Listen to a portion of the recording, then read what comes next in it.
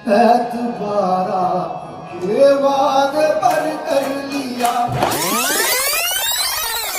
हाय भावानो, काय म्हणता सगळे? Welcome back to other blog. आज मला थोडं बाहेर जायचं होतं, त्यामुळे आज लवकर जिमला जायचं ठरवलं. मग वाटत प्री वर्कआउट खाल्लो आणि निघालो जिमला. जिम मध्ये पोहोचलो. स्टार्टिंगला थोडं वॉर्मअप केलो आणि 30 पुशअप्स मारलो. आजचा वर्कआउट होता चेस्ट आणि ट्रायसेप्स. मग चेस्ट वर्कआउटची सुरुवात केली फ्लॅट बेंच प्रेसचे 3 सेट्स मारून. त्यानंतर इन्क्लाइन डबल प्रेसचे 3 सेट्स मारलो. लास्टला चेस्ट साठी इन्क्लाइन डबल फ्लायचे 3 सेट्स मारून चेस्ट वर्कआउट कंप्लीट केलो. त्यानंतर ट्रायसेप्स एक्सटेन्शनचे 3 सेट्स मारलो. मग केबल पुश डाऊनचे 3 सेट्स मारून आजचा वर्कआउट कंप्लीट केलो. तर भावानो, हा आहे आजच्या वर्कआउट नंतरचा प्रोग्रेस. आज मला थोडं लवकर निघायचं होतं, म्हणून वर्कआउट थोडा घाईत केला, पण वर्कआउट मध्ये काहीच कमी केलं नाही. पंप एकदम मस्त आला होता. मग निघालो रूमला. मग पटकन आवरलं आणि मी आणि माझा मित्र निघालो सुकनचा शो बघायला. मित्राने माझं तिकीट पण बुक केलेलं होतं. हा शो रामकृष्ण मोरे प्रेक्षागृह मध्ये होता आणि माझ्यासाठी ही पहिलीच वेळ होती. आणि भावानो, शो तर पूर्ण हाऊसफुल होता. एंट्रन्सला सगळ्यांना चाफ्याचं फुल आणि एक छोटस कार्ड देत होतं.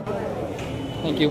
आणि त्यानंतर या अत्तरचा सुगंध एकदम वेगळाच आणि छान एक्सपिरियन्स होता. आणि या फ्रेम मध्ये दिसत आहेत भारतातील सुप्रसिद्ध संगीतकार आणि गायक, ज्यांनी आपल्या कलेने अनेकांच्या मनात एक वेगळीच जागा निर्माण केली आहे. मग आम्ही आमच्या सीटवर जाऊन बसलो आणि शो सुरू झाला.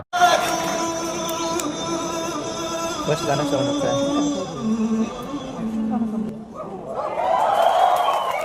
ओए राजू प्यार न करियो करियो दिल टूट जाता है।